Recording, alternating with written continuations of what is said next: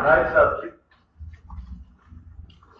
is love endures. I made you a promise, and I started. Everything I tell you on this platform, I know from experience. I am not theorizing. When we are told, he who does not love does not know God, for God is love. The Apostle John was not speculating. This is not a conclusion that he reached after years of philosophic contemplation. This was an act of God in self-revelation. If God had never revealed himself as infinite love to man, I doubt that man could ever, with all the philosophy of the world, ever come to the conclusion that God is love. God is love. In spite of all the horror of the world, I tell you, true, I know that from experience. When another apostle tells us that though I speak with the tongues of men and of angels, and have not love, I am a sounding brass or tinkling cymbal. Then he takes all the gifts of God and compares them to love. And if love is not present, I am as nothing. I may have all the wisdom of the world, all the power of the world, everything in the world. If I have not love, it is as nothing. There is no gift of the Spirit comparable to love. And in the end, love is the only thing that really will abide forever. Faith will be realized. Hope will be realized. These are attributes of God. But God is love. It's not an attribute of God. God is love. When you stand in the presence of the risen Christ, you have no other emotion in the world, no other vision. It's simply love. God is love. And when love embraces you, it's only love. And you wear the body, which is the body of the risen Christ, and it's only love. So everything else will pass away, but love will endure forever. He who does not love does not know, for God is love. And tonight I will tell you certain things that seem incredible. They're all scripture, and all of these, may I tell you, are true. We are told, let us be persistent in the race. As we run it, let us be persistent in this race, looking to Jesus, the pioneer and perfecter of our faith, who for the joy that was to be realized by him endured the cross, despising the shame, embraced the cross, despising the shame. I know that to be true. When he nailed himself upon this, I know that to be true.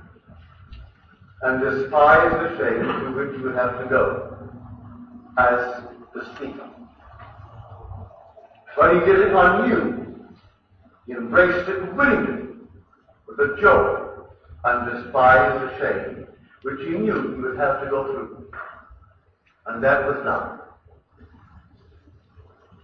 So tonight, the things that I will tell you, all from Scripture, you wonder, how could anyone? Here is one. He who drinks my blood has eternal life, and I will raise him up at the last day. Well, I have a very large selection of Bibles at home and commentaries, and of many scholarly works, big treatises on all kinds of the 66 books. I haven't read one where they can grasp this meaning. They cannot believe it could be taken literally. But may I tell you, these statements are expected to be taken literally and fulfilled literally. I drink the blood of God. He who drinks my blood has eternal life. I will raise him up at the last day. It doesn't make sense, does it? That's why Myers, in that lovely poem, which he called St. Paul. Or could I care? He surely would believe it. Or could I only say what I see? How can I care? Or how can you believe it? How? Until he bringeth you where I have been. Until you see this temple split in two, and the liquid golden light at the base of the spine, as though you put a sponge upon it, and every drop is absorbed. You look upon it, and the word drink, or to eat the flesh, or drink the blood, is defined in the concordance as to do it with enjoyment. It's the most repulsive thought in the world if you take it on a certain level. May I tell you, the concordance is right.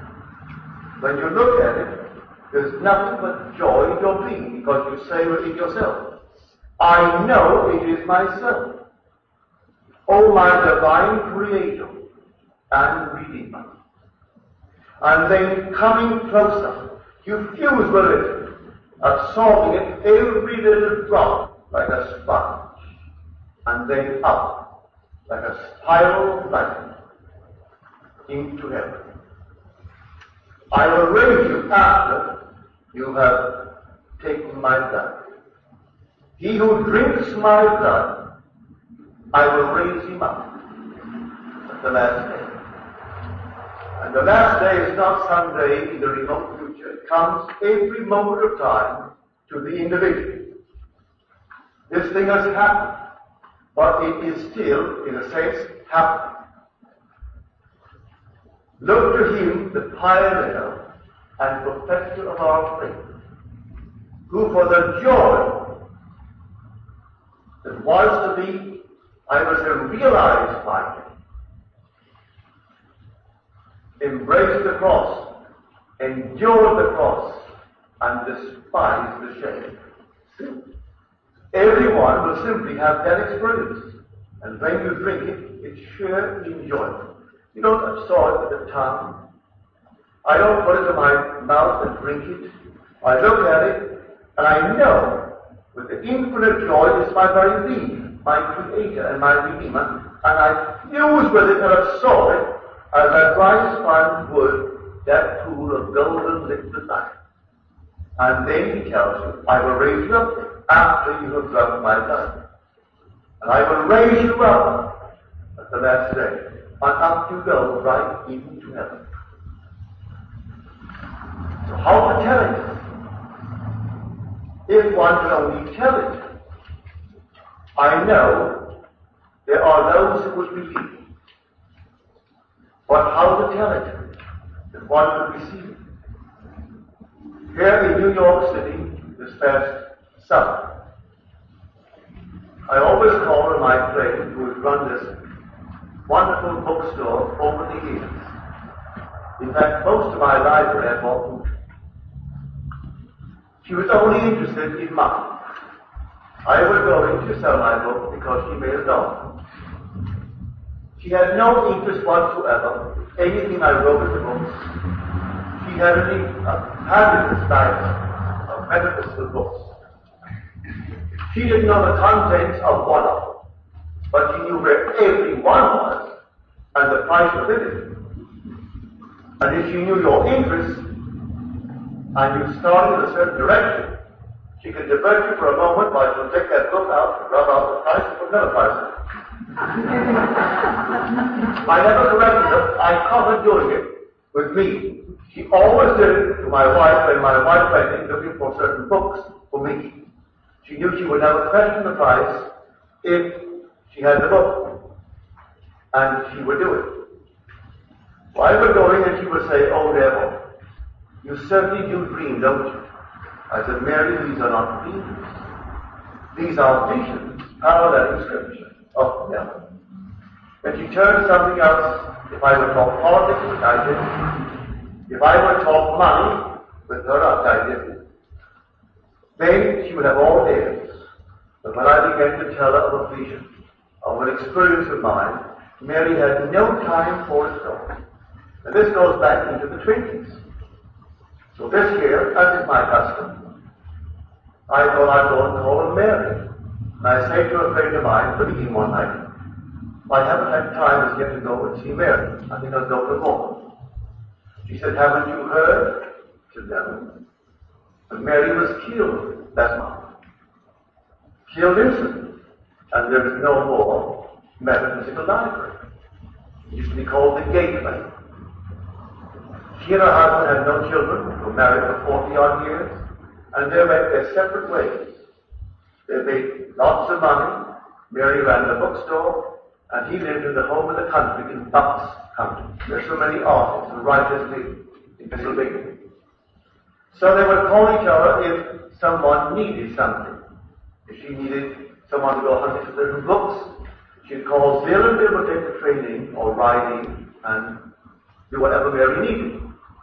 And she'd occasionally go out to the house.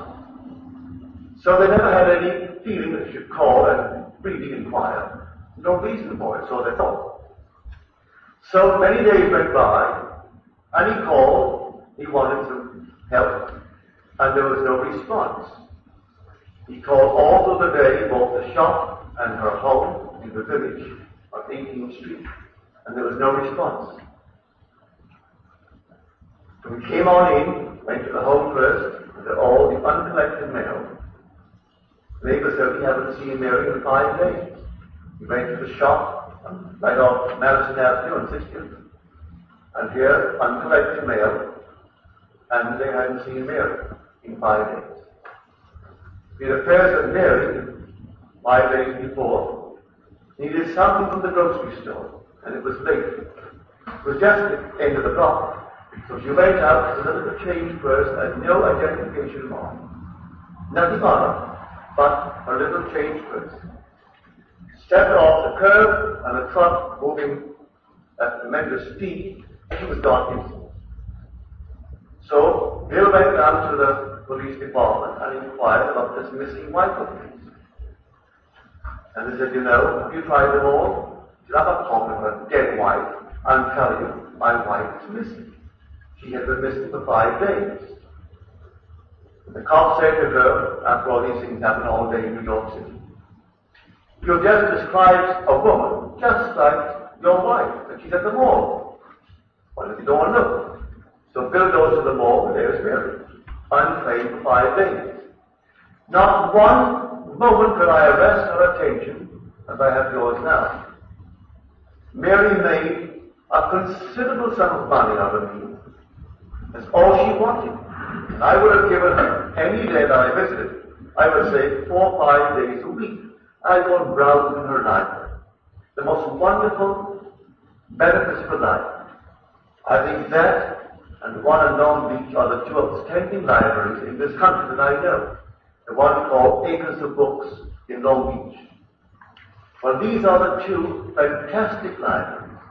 Mary made this quick departure from this level unprepared, not knowing one word of the great mystery of life. And she had every opportunity over the years to hear from one who had experienced Scripture, and Mary wouldn't take it at all.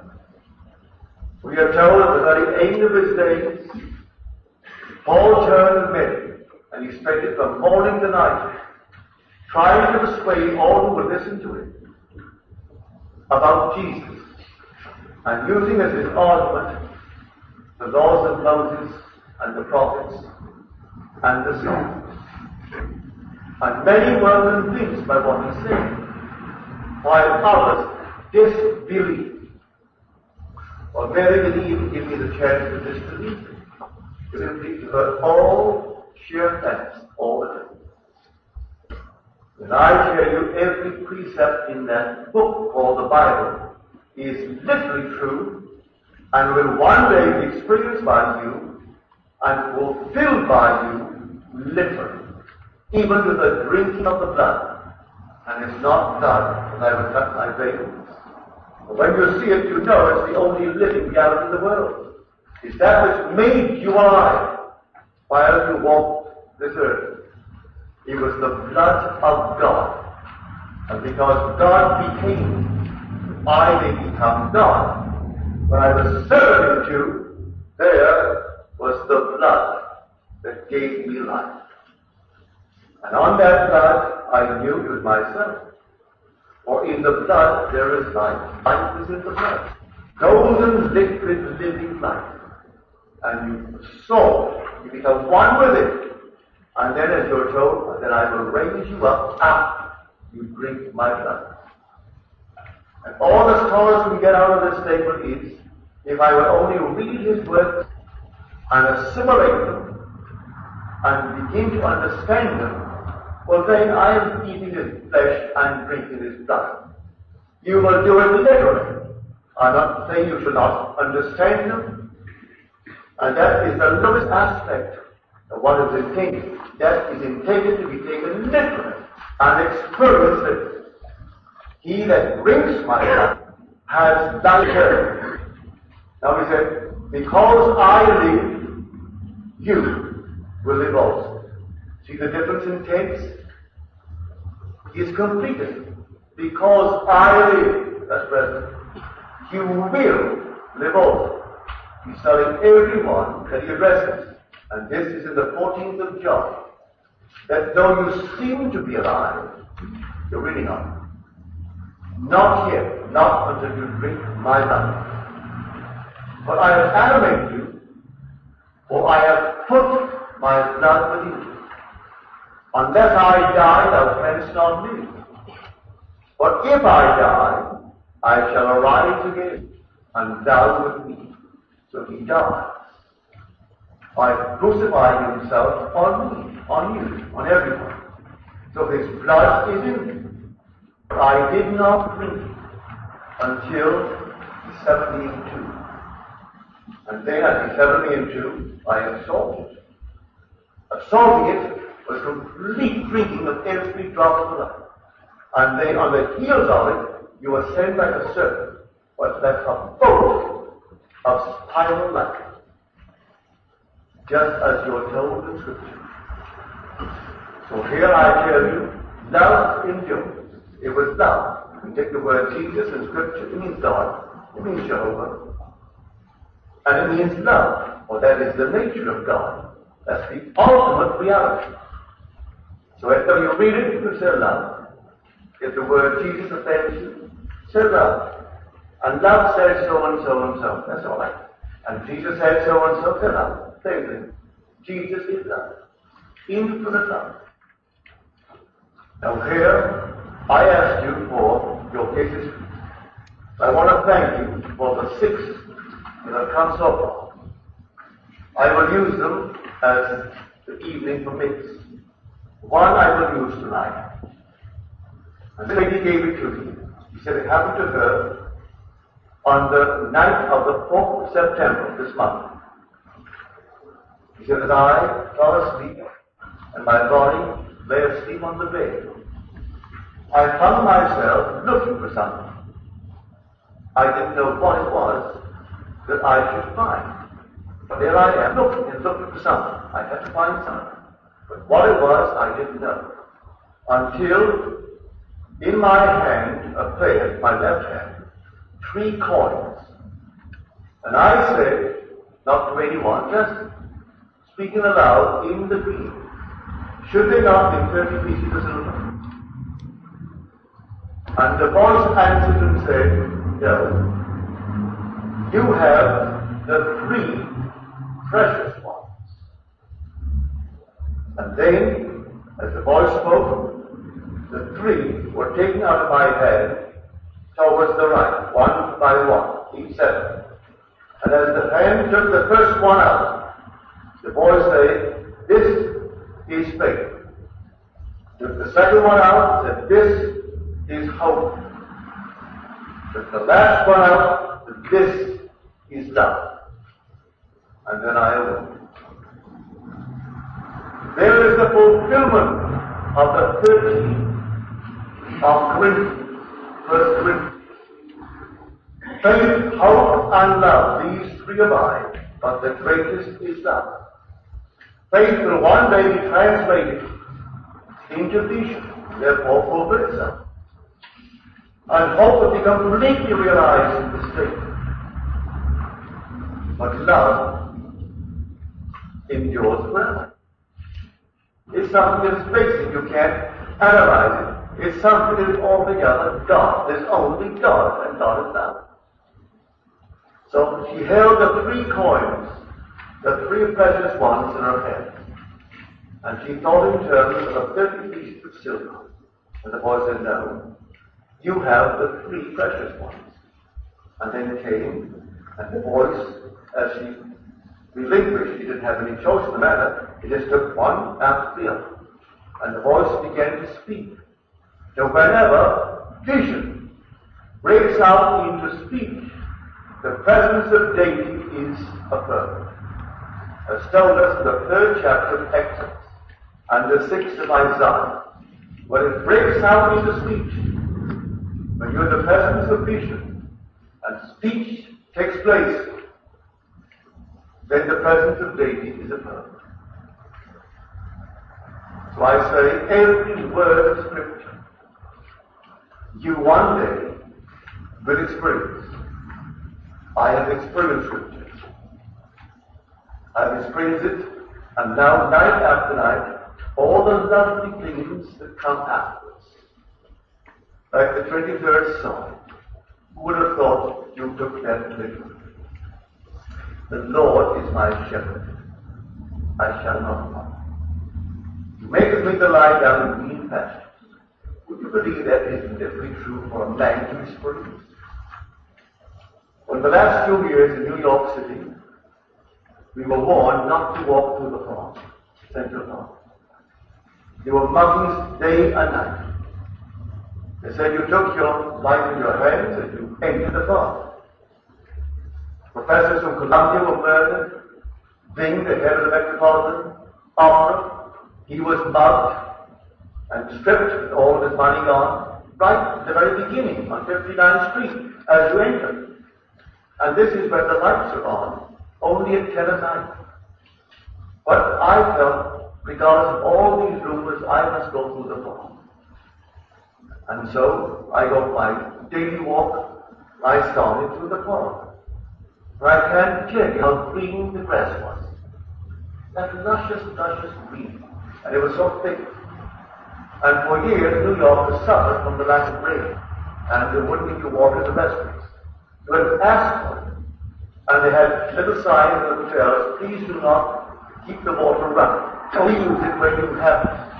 And they asked you all kinds of very pertinent things about don't flush the toilet unless you have it. And all these things to save water. It was down to almost 50% of capacity. Well, in the last year, for some wonderful reason, the rains came, and the grass was so green. I can tell you, I feel that I walked through the park and remarked to myself how green the grass is. The following night, this was my experience. I saw my professor father. He looked about 50 years old. He died when he was 85, in the year 59. But he looked about 50 and radiant and rose. And I was lying on the grass, right on this wonderful stretch of green, luscious grass. And I said to him, I said, "Isn't this strange? Only yesterday, I had a dream. I had a dream that I saw this grass, and remarked to myself how green it was, how altogether comforted and wonderful it was. And now, here, it is an objective reality. It's a fact. Last night in my dream it was subjective, and now here it is objective, and in effect can smile. What is objectivity and what is subjectivity? Is it not wholly determined by the level on which consciousness is focused? I am telling him in a dream that this is the reality. And what I experienced only yesterday was the dream. And I told him how I dreamed it. And when I woke back here, I realized from this level what I told him was the dream. And what I told him was the dream was really the fact. Which was the fact and which was the reality. Now who is my Father? We are told in Scripture, the whole vast world is seeking the Father. And Christ tells us, I am the Father. He who sees me has seen the Father. The whole vast world is seeking Christ. They're seeking the authority that is imaged as your earthly Father. That seat of authority, that seat of power that you can trust, that you can respect, that power to which you can submit yourself, even if it does, and it does sometimes, chase you. And you know you think it's afflicted, but still you will submit to it, you can trust it. And what is it? It's the Father in our very self that we are seeking. That same Father that the Christ of the Gospels claimed himself to be. So when I met my Father, I was only seeing the authority that I had found. He was the image, the symbol of that authority that I loved. I always trusted him. I would always submit myself. He was always generous and kind. And here I am, stretched out on the grass, in complete fulfillment of the 23rd Psalm.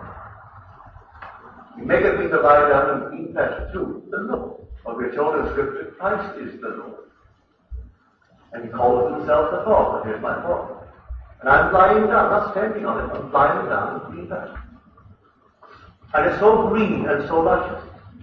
And night after night, the entire book unfolds as experiences. After the four major ones take place, or they're taking place. It's all behind me. So I'm sharing with you, and to repeat it, how can I tell? That anyone, I wouldn't say anyone, but majority, receive it. How until he brings them where I have been. He takes them to that same level, and then they will know. And they will know all these precepts are to be taken literally and fulfilled literally. So I tell you, God, who is love, endures. Everything is going to pass away.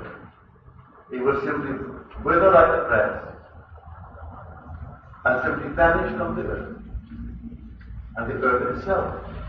But God, by then you are completely incorporated to the one being who is God. There is nothing but God. And God is all knowing. Everything else is an attribute of God. Faith will be fulfilled, hope fulfilled, all the attributes fulfilled. But God, with love, endures forever. It is forever. So here this wonderful story of the three coins. I can't tell you my thrill when someone who comes here would have a deal of that nature and would share it with you. You very sweetly wrote it out in a typewritten form and gave it to you. And others I have 5 others, and they're perfectly marvelous. And when I come to their fit, I shall share it with you. And so again I'm going to make an appeal. Do share your experiences with me. They encourage everyone. This sweet lady who wrote it, her message has gone out tonight, everyone who was here, and you will know that you too will have a similar experience.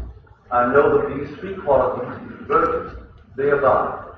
And the greatest of these came last, and the last is first, and the first is last. Last was none. Comes out from him last. And these you have the three precious ones. Not the 30 pieces of silver, the price of him who could roar bad by what he said. Well, that's the price you pay the owner of the ox. If the ox go astray, you pay the owner of the slave, not the slave. You pay the owner of the slave 30 pieces of silver if you had the ox. And the ox is a symbol of Christ. And Christ comes to go there. He simply goes him into, like that ox, say, called the line or the light in Scripture. An ox goad. And it goads you into moving on to higher and higher levels of awareness. So when he comes, he doesn't do peace. He brings the sword, he brings the ox goad. And so when the ox goads someone, one aged, well, then 30 pieces of silver must be given to the owner of that slave. And so he wonders, are there not 30 pieces of silver? And the voice answered, no. 3. And you have the 3 precious ones. These are the 3. When you stand in the presence of the risen Christ, the only question asked is to name the greatest thing in the world. And you do name the 3. And you also go on to say, but the greatest of the 3 is love. And that's when love embraces you and you become one with love. And forever, you are one with the body of life. And there's no divorce. What God has now joined together, you and God are one. No man or organization of men can put asunder. You're one with the body of God. And forever, you are that one. So when you read this prayer in the not distant future, after that experience, you're awakened as the very being the whole vast world talks about. While you experience it and remain covered in flesh, or the Godhead on this level is simply veiled in flesh. While veiled in flesh, no one sees the body really well. And so they have to simply guess at the reality behind what you said. How can I bring God? How can God have blood? For God is spirit. How can I eat his body? How can I lie down on green pastures? And lying down on green pastures tells me I am protected forever. It's the story of God's protection of his anointed one, his elect. When you're told he actually allows you to lie down on green pastures. For what? Tells me. Very beginning. All because from now on, no concern about where it comes from. No concern about anything in the future. Just, I will let you fly on green pastures. An abundance is yours from now on. Just for the taking. And then you go on to the fields. If I were hungry, I would not kill. For the world is mine, and all within it. The cattle on 1,000 hills are mine. And so when I hunger, I will slay and eat. Why tell anyone of my hunger if the world is mine? For you have an inheritance that is infinite, that is unspoiled, unfading, when these things begin to happen with you.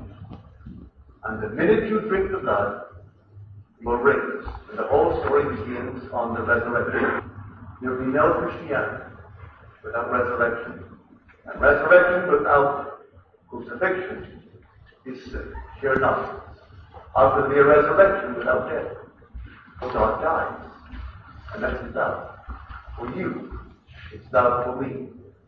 Lest I die, thou canst not live. For if I die, I shall arise again, and thou with me, not as two, as one, yet without loss of identity, of the one who I raise.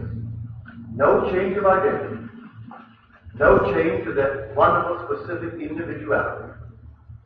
The same self, yet now including a far greater self than before, who is none other than God the Lord, Jesus Christ. So to include him and yet remain the being that I am, yes. Without change of identity, you encompass this infinite presence who is Jesus Christ, and you're he, without change of identity. But that's the mystery. And the aim, only Jesus, nothing but Jesus, and you're he. So I tell you, love endures forever. As told us in the 13th chapter of Corinthians. Everything will pass, but love endures all. Someone defined the three virtues: faith, hope, and love. Faith as believing what is incredible. Hope is hoping when all things are hopeless. And love is forgiving what is unforgivable. That's love. But everything that you've ever done is forgiven. But if I had to expiate my past, as the world teaches, one must, I could never be exonerated, not in eternity. But in that embrace of love, though my sins were there at that moment like scarlet, they were at that very moment made white as snow. And there was complete divine acquittal of all that I had ever done. And I did everything that man could ever. I had. Everything that man was capable of doing, I did up to that moment. And he embraced me and exonerated me. And I was divine, and my sins that were then like scarlet became white as snow. No one can really, he says, save himself. We are saved by the grace of God. It's not your own doing, so there's no way to boast. Grace of God. Now tonight, take this, we're called upon to imitate God as their children. Now tonight, here is how I would imitate you, or I you. It's told us in the first epistle of John, 4th chapter. We love because he first loved us. Because implies causation. Our love is response, only response. The cause is God loved me first. Now that apostolic we must now become a personal I. I love because God first loved me. Now imitate God as a dear child, as I'm told in the Ephesians. Start to love.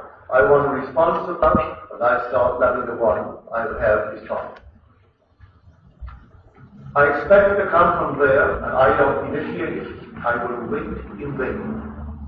I'll wait forever, for I must imitate God as a dear child. Well, I am told, because I live, you will live also. Then why must be dead?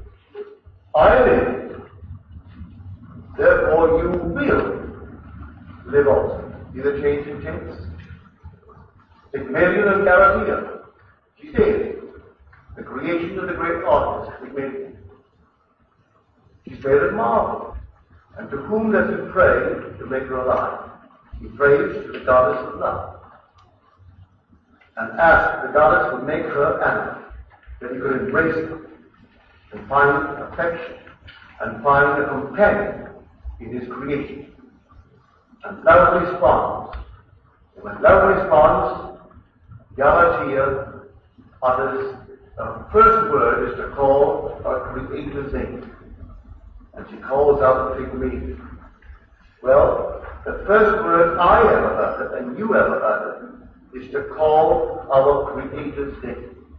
Before I could say anything, or see anything, though I couldn't utter the words, I had to be aware of being before I could become aware of being aware of something. I had first to be aware of being before I could be aware of anything. So although I couldn't use words, I was but a thought. You make it. No matter what, I became aware of my hand moving before my eyes. But I had to be aware of being first before I could be aware of a hand or whatever it was moving before my eyes. And so a little child is first aware of being before it becomes aware of anything in this world. So here the first word that the child is really uttering is the name of its creator. Because to be aware of being is saying in the depth of one being, I am. If I am, then I'm aware. And so I must first be before I can be aware of it. And so as Galatea became aware, she calls her Creator's name, and she calls out his name. Here is simply an aspect of this eternal vision. So, if I must imitate God, and the initiative is with God, and I now love because God first loved me, for then imitating, well then I'm aware of being, and I want someone in my world to respond, to appreciate what I do, and to express that appreciation, well then I must start loving. I must start expecting that appreciation and go beyond it and hear it as though it's true. I must listen just as though I heard what I would hear were it true. Then comes the response. For the world is but an echo. The world is only a response of what you are doing. So when I am not loved, then I'm not imitating God as a dear child. I'm expecting it to originate there. It can't originate there. It has to originate in me. So the whole vast world is myself pushed out. And if God is not, then I love Him because He first loved me. Now, imitate Him. Well, then I see the whole vast world of love. But I want the world to respond. In what kind?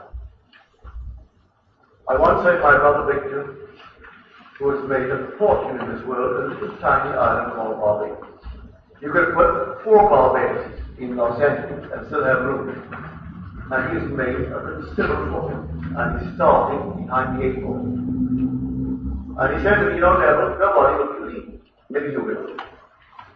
Then they say, what is the secret of your success?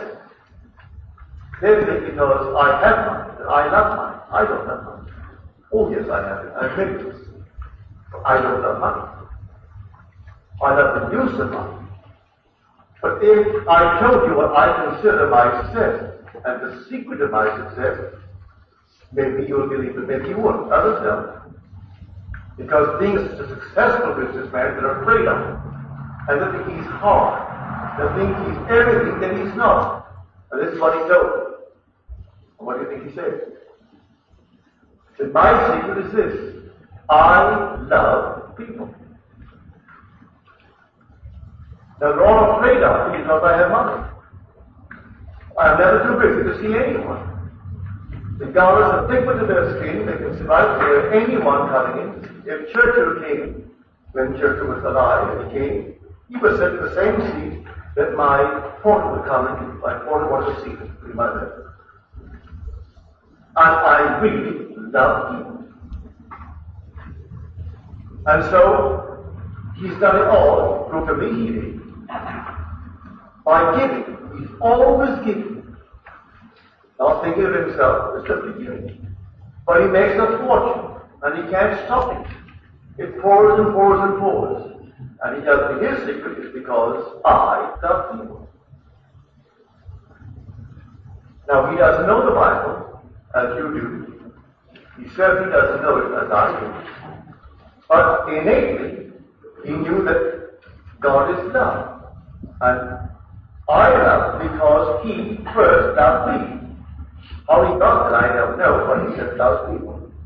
And people have to bring him all kinds of information that you can't find in any other way. He finds all kinds of deals because people love him, and yet they're afraid of him.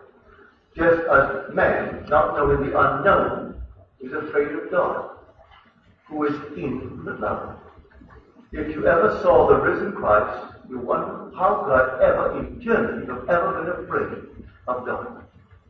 When there's not a thing in the risen Christ but inward of love. Nothing but love. And yet man fears this unseen. You can't see him until he calls you. He hides his face because you went astray and simply serve another God and play the harlot with one who was not God by worshipping some false power. Call it by any name, but it's only God. And if you go back, one day he will not hide his face anymore, he will unveil it. And you will see infinite love. He'll embrace you and then you will leave.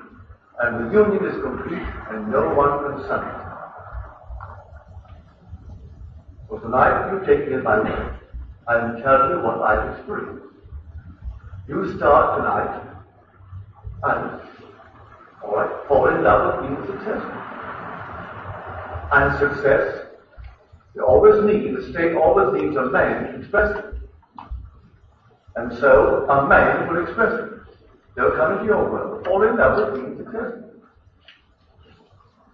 And then men will come and will be successful. Without the effort you think it will take. All these things work almost without effort if you really believe in God and imitate Him as a dear child. For I tell you, everything in the world that we now hold so dear will all pass away. But love will not pass away, because love is God Himself. Now let us go to the psalm, or sing. I think you will find the story that I will tell on Monday, a very fascinating story, based upon a letter that I received. She doesn't know as yet how perfectly it fits in with the visions, my own personal visions, over the past, I would say, 20 years. She may not be here tonight, I cannot tell you what she's here. And she may not even come on Monday. It doesn't really matter. But what she wrote me this past week, and how perfectly it fits with the vision that I will tell on Monday, is this drama secular or sacred? Are there any questions? Last week, now you said to seek him out and brood over him. Would you expand on that?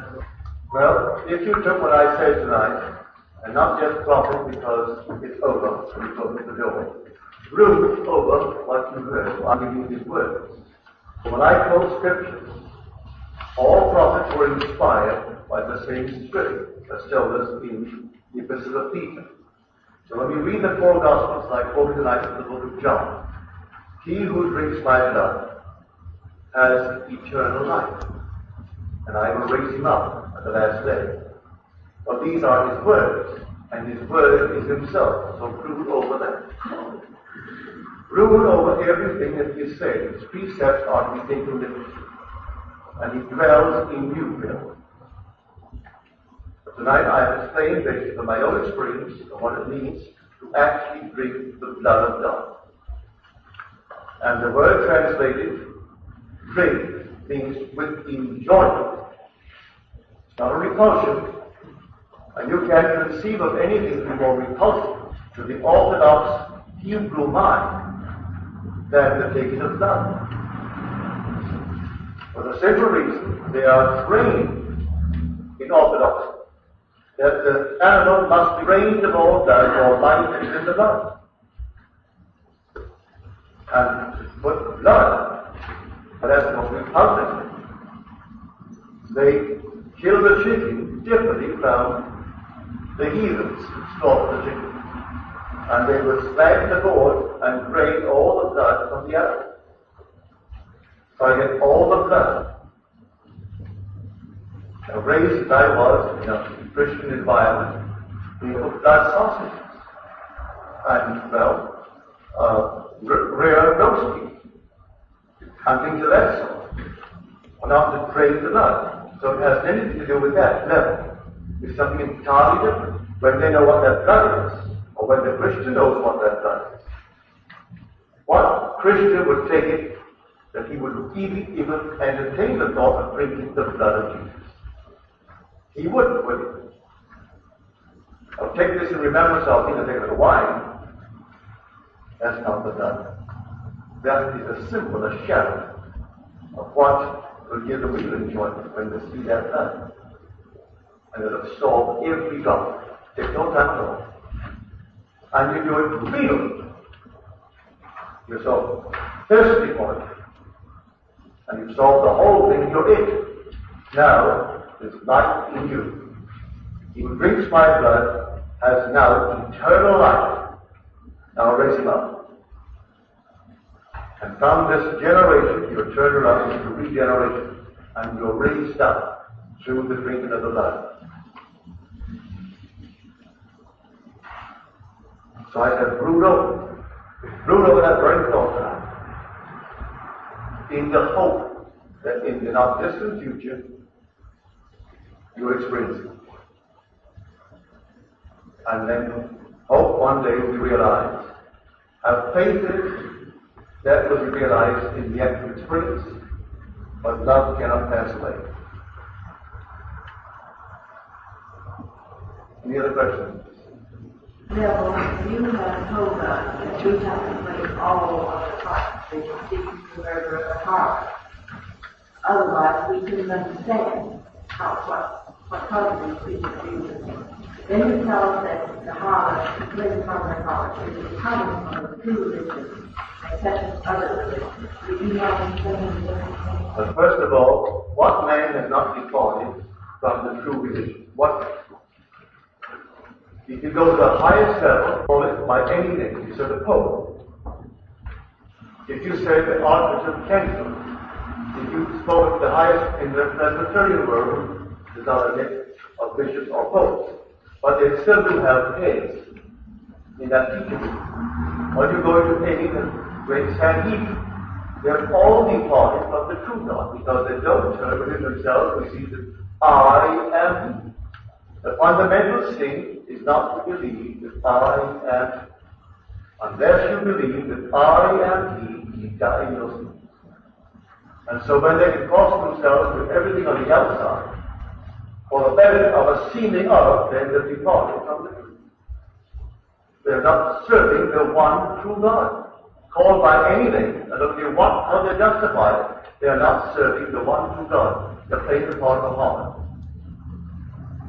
Another word is used in Scripture for the heart. It's called the sinner. And when he became the friend of the sinner, that was the prostitute, in the sense that you and I understand the word. And yet, she was the one who wept, and so filled his feet with water. She could wash it when the Pharisee, who was always on the outside, he washed the outside of the cup, that he did not give him water with which to wash his feet when he, the guest, came to dine. Yet she came in, and with her tears she washed the feet. And he did not anoint the head, and she with her little. And he wondered, how can this man be a prophet? If he were a prophet, surely he would know what sort of woman she is. For he tells him, she is a sinner, but he also knows now what sort of a woman. He knew exactly who she was. And he said, if someone owes 500 denarii, and someone owes 50, and you forgive both, which shows the great gratitude? And he said, well, I presume the one who is forgiven the 500. And the answer was, she has sinned much, so she's forgiven much. And he who is the holier now remained, well, in the same state he was before. But there is something odd about what I just did, which we'll touch on Monday. You can't stop the flow of tears at a certain level of awakening. You can't do it. You just can't do it. And, well, I can't go into it now, it's a long one. But the harlot, play the part of the harlot, as you're told in the book of Deuteronomy. Your time has come to speak with your father. He's speaking now to Moses. In other words, it's a euphemism for death. Time to die now. After you depart and have no visible leader, they'll all now go astray and play the harlot with the strange gods of the land where they go to be among. And they will simply forget my covenant, and in that day I will hide my face from them. Hide his face from everyone who sees another God. Therefore, the man who is not actually seeing the risen Christ is still serving, but he knows not, a false God. When I turn to the one true God, for then he will unveil himself and embrace me. I have returned, having played the harlot, for we all play the harlot. But even to the part of playing that almost sin, which is called in Scripture just the word sin. But it means one who has gone astray sexually with him. And he called it a sort of woman. But he was afraid of the sinner. He was afraid of the tax collector. And they called him a wine bibber and a drunkard. That's why if a man is just a man, they can't believe for one moment that this whole drama has been told him with him. For they know his history. And he loves the sinner. Who else would he help? He came not to serve and to save the righteous. They have no need of saving. They are so righteous, their own mind inside, they know that because they have money, that they go before God, they can say, look, I have to pay God behind. In churches. And it's for charity, for no acting. And he says, I do not know you. I do not know you. The old story in the temple.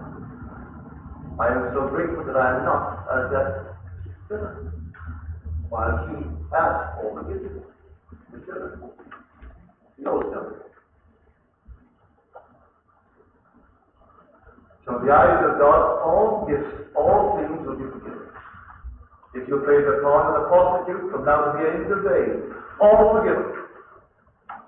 And those who thought themselves so pure, so altogether good, that they even could not perform violence upon themselves, though they could not perform it.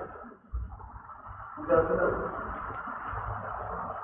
But she went astray and played the part because of what? Excessive love. Excessive passion. But God is all powerful. No condemnation whatsoever. Now, so he came among the sinners. And the one who saw him at the end was the one who said the part of that kindness, the gospel. He appeared to her first and appeared to her last. She came in unannounced to the banquet and she washed his feet with her tears. And when they complained, you don't know what sort of man, what sort of woman she is. watchman, he didn't think any more to the watchman. He said on Testament.